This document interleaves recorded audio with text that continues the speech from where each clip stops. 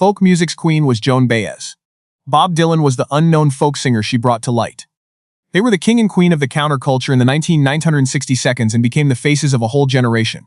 They marched on Washington and sang for civil rights. It looked like they were going to change the world together, but behind the beautiful songs and public praise, a relationship was falling apart. No one knew how bad what they did to each other was. We now know the horrible truth about Joan Baez's relationship with Bob Dylan, a relationship based on how power works. There was a meeting between two young folk singers in the early 1960s that would change the history of music. Joan Baez was famous already. Bob Dylan wasn't well known. When they met, it was the start of one of the most important personal and business relationships of the 20th century. The two artists would work together to define an era and be forever changed by the experience. It's hard to believe how quickly Joan Baez became famous. By 1961, she was without a doubt the queen of folk, a term that showed how successful she was and how much she had affected culture. It was official. Her first album on Vanguard Records went gold, making her a big commercial force in the music business. The fact that she was on the cover of Time magazine made her one of the most important cultural figures of her time. She was getting paid a lot to perform. Carnegie Hall was packed, and everyone in the commercial music industry respected her. Because of her beautiful looks, clear soprano voice, and dedication to social justice, she became a symbol of the folk revival movement. She was the example of the idealistic and politically aware young artist that the 960 Seconds had come to admire. Things for Bob Dylan could not have been more different. He was an unknown, poor man from Minnesota who had moved to New York City and was couch surfing in Greenwich Village and playing for tips at small clubs. He only had a guitar and a strong desire to make his mark on the world when he got to New York. In his early years in the city, he was poor and didn't know what would happen next, but he was fiercely determined and would not give up. At first, people saw him as a scruffy, erratic Woody Guthrie copycat with a harsh, controversial singing style. He was rough, unpolished, and hard to put into a category. His voice, which was often called nasal and rough, was very different from the clean folk sound that Joan Baez made famous. But people were interested in him, even though they weren't sure what it was. His songs were full of vivid images, he was magnetic, and it was clear that he was committed to being himself. At Gerd's Folk City, a music club in Greenwich Village, New York, in April 1961 they met. Someone told Baez about a great new singer at the venue, so she went to check him out. At first, she didn't like how he looked. Later, she described him as a scruffy little pale-faced person. She saw a young man who didn't seem to belong there. He was awkward and not very attractive. Things changed though when he sang his own song to Woody on stage. She was mesmerized right away and later remembered how absolutely broken she felt inside because it was so beautiful. It was like nothing she had ever heard before. The raw emotion in his voice, the depth of the lyrics, and the clear influence of Woody Guthrie coming through a new and unique voice. Dylan already liked Baez's beautiful soprano voice because he had listened to her records and admired her skill as an artist. When they first met backstage, they talked about how to write songs and old blues songs. It was like two musical souls had seen something deep in each other. Baez knew Dylan was a great writer, so she included him in her 1963 show tours on purpose so that her huge fan base could see him. She was using her fame to help him get ahead because she had a strong belief in his abilities that would change his life. She remembered that the first time she heard him, she thought he was wonderful. Early crowds, on the other hand, were against it. At first, they booed Dylan when Baez brought him out as a surprise guest, telling her to sing by herself instead. Back then, folk fans came to see the queen of folk, not some scruffy newcomer with a harsh voice. Baez scolded her audiences in public and told them to be quiet and listen to Dylan's lyrics. She put her reputation on Dylan's talent. By late 1963, Dylan's album The Freewheelin' Bob Dylan had become a huge hit, and the balance of power had changed. As quickly as he came on as her opening act, he became a worldwide culture phenomenon. The press quickly called them the king and queen of folk, making them the romantic leaders of the movement in the 1960 Seconds. They made this status even stronger by singing civil rights anthems together at the 1st of August 96. The 3rd of March on Washington, right before Martin Luther King Jr. gave his famous I Have a Dream speech. Professionally, they had a lot of success by combining Baez's market star power with Dylan's revolutionary songwriting. This set the tone for protest music of the decade. But there were dark clouds gathering behind this perfect picture of artists working together and people getting involved in politics. The relationship that looked so good to everyone else was already showing signs of stress. The woman who had helped Dylan's career take off was about to find out that her love for him would cost her a lot in other ways. What's going on behind the scenes? People thought of Joan Baez and Bob Dylan as the king and queen of folk music, but their relationship was much more complicated than the media ever showed. Even though they sang together and shared stages, tensions were building that would eventually cause them to split up. While their partnership made some of the most powerful music of the decade, it also caused them a lot of personal pain. Especially for Baez, who had given so much to Dylan's rise. The world saw them as the perfect combination of talent and idealism. But in fact, they had a lot of problems with each other's ideas, their lifestyles, and the damaging effects of fame. At the start of the 960 seconds, their ideological differences were becoming more clear. Baez was totally committed to pacifism, active, peaceful political resistance, and the fight against the Vietnam War. She thought music could help change society, fight unfairness, bring together millions of people, and force the establishment to admit it was wrong. All of her allegiance was to these causes, and she expected the people closest to her to feel the same way. But Dylan became very angry about being called a protest singer or the voice of an age, and he stopped being involved in political movements, because he didn't want to be a spokesperson for a cause. He didn't like the demands that came with the title. Later, he said that he had never written a political song and that songs couldn't save the world. He didn't believe that music could really make a difference. Behind closed doors, Baez criticized Dylan for his sudden lack of interest in politics, while Dylan made fun of her commitment to social issues by telling her that getting involved in politics was pointless. People thought that his song to Ramona, in which he called politics a Hoover and a scheme, was about their different political views. There were a lot of heated arguments, and neither side could see things from the other's point of view. The difference in how they lived and used drugs made the gap between them even bigger. Dylan's popularity grew very quickly, and he hung out with a group of cynical, fast-living people who used drugs and drink a lot. The chaos of touring and the alcohol and drug-filled atmosphere were very different from the healthy, peaceful life that Baez liked. She lived a straightforward, quiet life, which made her feel completely alone in the crazy world where Dylan went everywhere. Later, she thought about how she was the only one who didn't use drugs during those tours and how she couldn't understand what their minds were doing. The constant presence of hangers-on, the late nights, and the excess made Baez feel more and more alone, which she could not stand. She wasn't part of the close group. The man she loved turned into a stranger while she stood on the outside and watched. They stopped talking to each other because Dylan became more and more paranoid, isolated, and prone to long, sad silences. Their relationship as a couple got weaker because he couldn't talk to her clearly. He would shut down for days at a time and not talk about how he felt or their relationship. Baez was in pain during the silences because she wanted to be emotionally close and talk freely. After the fact, she remembered how hard it was to get him to talk about anything personal. Every month, the emotional gap between the two people grew. They were no longer in the same emotional world, even though they used to seem very close. The problems were made worse by paranoia, ego, and public pressures. Dylan had a hard time accepting that Baez had seen him at his weakest. This caused a deep-seated ego conflict that made him feel like he had to be in charge of her completely. She had helped him get noticed, given him a platform, and put her reputation on the line for his talent. That situation wasn't easy for him to deal with, because his fame was greater than hers. He wanted to be the center of attention and in charge, and Baez's presence made him think of a time when he needed her. Their every move was watched by fans and the media, so they had to hide at the Bearsville Theater Complex and the home of manager Albert Grossman in Woodstock, New York. Their private relationship turned into a toxic competitive competition because they had to keep up with the times and keep up a fake public image all the time. The press that had praised them as the king and queen of folk was now writing about every flaw in their relationship, which made things worse and ultimately destroyed them. In 1965, the relationship was no longer strong. Dylan's first tour of the UK that year would be the last straw for their relationship.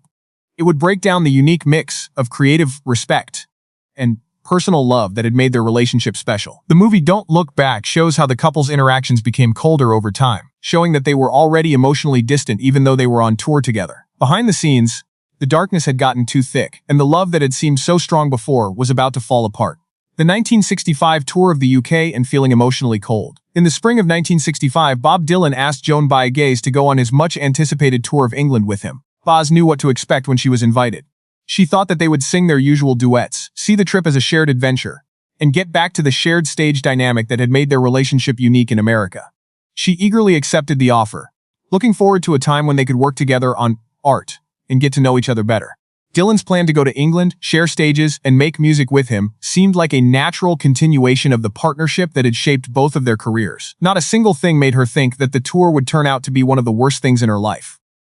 But as soon as Baez got to London, he found out the truth. She was never officially added to the tour schedule, and her name was left off of all the ticket sales. Dylan was the star of the tour, and she was just there to watch. The realization was shocking, and it set the tone for an event that would be very hard on the emotions. The man who had been her opening act and relied on her to get more people to see him was now not inviting her at all. There was a clear shift in power that had happened over the past few years, and Baez was now on the losing side. During his many-city tour of the UK, Dylan never once asked Baez to join him on stage for a song. She was put in the position of a passive accessory, there to be with them but not to help them. The people who came to see the King of Folk didn't know that the Queen was waiting backstage for an offer that would never come. Dylan's close friends and family, like road manager Bob Newworth, didn't pay any attention to her and left her alone in her hotel room while the tour went on. It was completely lonely and very embarrassing. She came all the way from across the Atlantic to be with him, but he didn't even bother to notice her on stage. The filmmaker D.A. In his documentary Don't Look Back, Pennebaker showed this cruel, emotional rawness by filming scenes where Dylan makes fun of Baez's music while she sits right next to him. When you watch the video, it hurts because it shows a man who had turned cold and rude toward the woman who used to be his biggest fan. There is a very mean moment on video when Dylan sings a mocking version of Baez's song The Night They Drove Old Dixie Down, making fun of her sincere voice and her dedication to social justice. Baez later said that she couldn't help but feel bad about herself and get very irritable as she wondered why Bob wouldn't invite her on stage. The tour took a huge toll on her emotions, and she started to doubt everything she thought she knew about their relationship. The Savoy Hotel in London, which was the main place of business, turned into a dangerous place where bad habits and heavy drug use were common. Dylan was already living at the Chelsea Hotel in New York with Sarah Lowndes, the woman he would marry later that year. Baez knew about this but chose to gloss over it. Dylan's drug use made things even less clear because it kept him and his group of friends always high on energy. Dylan's suite had a lot of different people living there at all times. Marianne Faithfull remembered that about every 5 minutes, someone would go into the toilet and come out speaking a strange language. The scene was crazy, wild, and completely uncomfortable for Baez, who didn't use drugs and didn't feel like she belonged with the people who were making people crazy. She was a sober watcher in a crazy world, and being alone was very hard on her. Dylan made it clear to Baez that he liked being with high society people and other women more than being with her. He saw her as an obstacle to his new rock star image. He no longer liked the woman she used to be. She made him think of a bad time in his life that he wanted to forget. It got too much to handle the public snubs, the private dismissals, and the constant emotional abuse. He was emotionally cold to her, and she felt like she was just being used as an object. In the middle of the tour, Baez packed her bags and flew back to America by herself. It wasn't easy to decide to leave, but it had to be done. Dylan didn't care about what she did for him after she gave him so much.